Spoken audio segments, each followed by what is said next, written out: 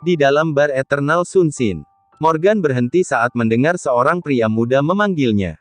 Dia menoleh lalu bertanya, "Apa ada hal lain yang Anda butuhkan?" Petik 2. Pria muda itu memandang Morgan dari atas ke bawah. Dia tidak menjawab pertanyaan Morgan, namun menoleh ke arah Kaisen dan bertanya, "Kaisen, apa ini Morgan yang baru saja kamu ceritakan padaku?" Petik 2. Lia, Kak Bagas. Dialah orangnya, jawab Kaisen sambil menggertakkan gigi dengan mata memerah. Sebelumnya, Morgan sudah mempermalukan Kaisen di depan banyak mahasiswa di kampus. Dia yang masih belum mengetahui identitas asli Morgan, mencoba mencari cara untuk membalas dendam pada Morgan. Dia yakin Morgan memiliki sesuatu yang membuatnya menjadi kuat dan berkuasa di kampus sampai-sampai Lukman rela membelanya. Oleh karena itu, Kaisen mengandalkan kenalannya untuk menangani Morgan. Bagas yang baru saja berbicara dengannya adalah salah satu pria kejam yang dia kenal. Setiap Kaisen mengalami masalah, dia pasti akan mencari Bagas untuk membantunya menyelesaikan masalah. Sebagai imbalan, Kaisen akan memberinya sejumlah uang setelah semua masalah beres. Hubungan antara kedua orang itu memang sangat dekat. Untuk membalas dendam atas penghinaan yang Morgan lakukan padanya, Kaisen sengaja meminjam uang sebesar 100 juta dari temannya untuk membayar orang membalaskan dendamnya. Dia ingin memberi Morgan pelajaran dan membuatnya takut padanya. Bagas yang mengetahui Kaisen telah menyiapkan uang sebesar 100 juta hanya untuk menangani mahasiswa miskin seperti Morgan tentu saja langsung menyetujui tawaran tersebut tanpa berpikir panjang. Dan tidak ada yang mengira, sesaat setelah Kaisen membuat kesepakatan dengan Bagas, Morgan tiba-tiba muncul dengan sendirinya. Bagas, pria inilah yang meminta Kaisen untuk berlutut dan mengakui kesalahannya di depan semua mahasiswa. "Hari ini kamu harus bisa membalaskan dendam Kaisen padanya," kata Vivi yang tampak tidak sabar melihat aksi Bagas pada Morgan. "Jangan khawatir, Vivi. Kaisen sudah kuanggap sebagai saudaraku sendiri. Aku tidak akan pernah melepaskan orang yang sudah menindasnya," jawab Bagas begitu tegas. Kemudian dia bangkit dari tempat duduknya dan berjalan ke hadapan Morgan. "Berani sekali ya kamu mempermalukan Kaisen di kampus." Petik 2. Kalau iya, kenapa? Apa hubungannya denganmu? Jawab Morgan dengan tenang. "Apa hubungannya denganku?" tanya Bagas dengan nada menyindir. Tiba-tiba, dia langsung menunjuk hidung Morgan dan berteriak, "Kamu tidak tahu Kaisen itu siapanya aku. Beraninya kamu mempermalukan adikku. Apa kamu bosan hidup? Hah? Cari mati? Ya, aku saja tidak tahu siapa kamu, bagaimana aku bisa tahu hubungan antara kamu dan Kaisen?" jawab Morgan kesal dengan pertanyaan Bagas yang bodoh. "Sialan, berani juga kamu." Nada bicara Bagas semakin meninggi setelah mendengar jawaban Morgan. "Ku beritahu ya, aku adalah Bagas, orang terkuat di kota ini. Aku adalah kakak Kaisen. Karena kamu sudah mempermalukan Kaisen di kampus, maka kamu harus mempertanggungjawabkan apa yang telah kamu lakukan padanya." Petik 2. Kamu ingin aku tanggung jawab bagaimana? Apa yang harus aku lakukan? Tanya Morgan dengan nada santai. "Sederhana saja. Karena kamu sudah menyuruh Kaisen untuk berlutut dan mengakui kesalahannya padamu di hadapan semua mahasiswa, maka kamu juga harus berlutut dan bersujud pada Kaisen sekarang.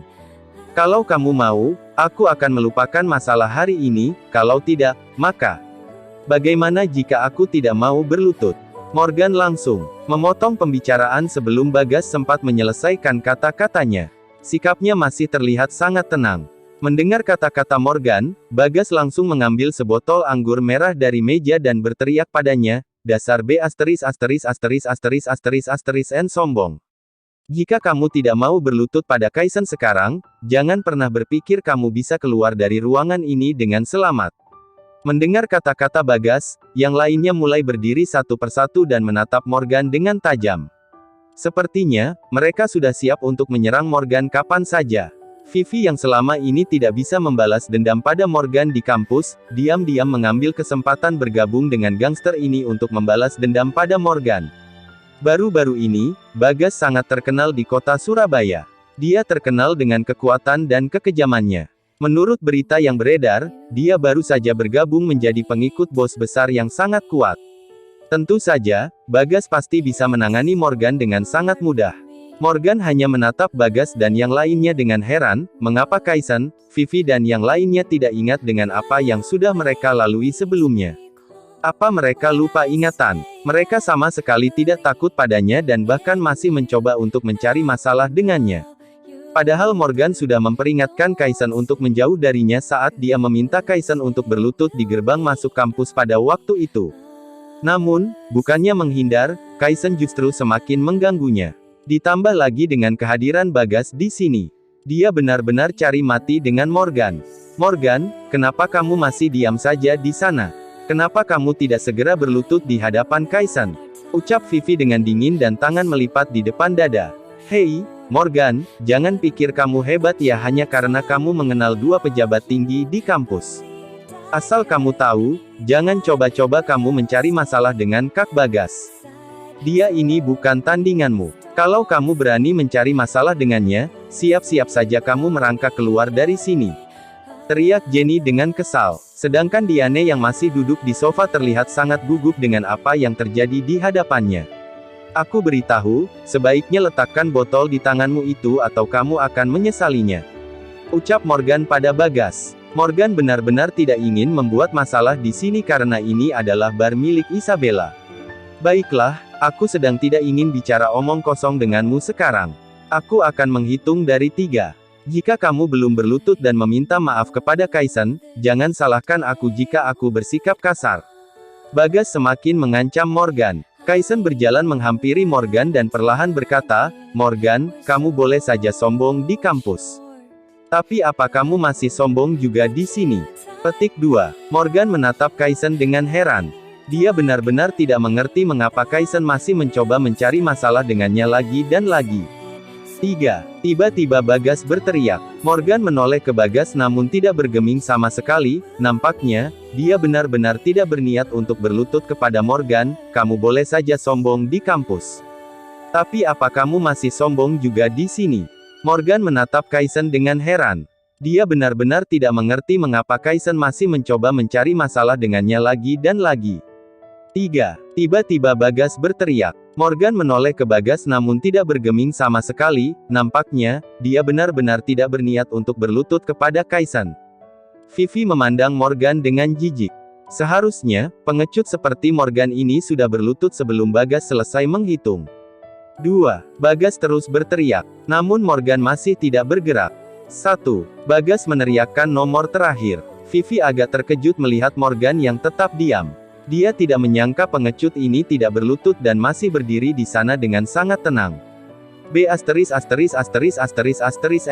Karena kamu tidak mau berlutut, jangan menyesal setelah menerima ini. Bagas langsung mengangkat botol anggur di tangannya dan berniat menghantamkannya ke kepala Morgan.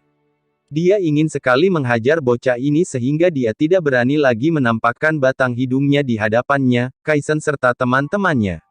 Brak. Sebelum botol anggur itu mengenai kepala Morgan, pintu ruangan itu tiba-tiba terbuka keras.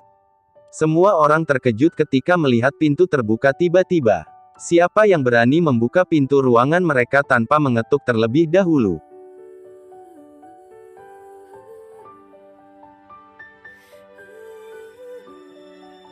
Di ruang VIP itu, sebotol anggur di tangan Bagas yang hampir mengenai kepala Morgan langsung terhenti setelah Bagas mendengar suara pintu yang dibuka dari luar. Lalu, dia menoleh untuk melihat ke arah pintu dan mencari tahu siapa orang yang berani membuka pintunya. Seorang pria berambut kuning dengan pakaian yang tak biasa berjalan ke ruangan itu dengan puntung rokok di mulutnya dan bertanya pada Bagas dengan bodohnya, Bagas, sedang apa kamu di sini? Petik 2. Bagas tertegun saat melihat Hendra di tempat ini. Raut mukanya berubah seketika. Hendra, kenapa kamu ada di sini? Seru Bagas sembari menggertakkan giginya. Pria yang dipanggil Hendra itu menjawab, oh, aku baru saja mendengar dari para pelayan kalau kamu datang ke bar kami untuk bermain-main, jadi aku datang untuk melihat apa yang kamu lakukan.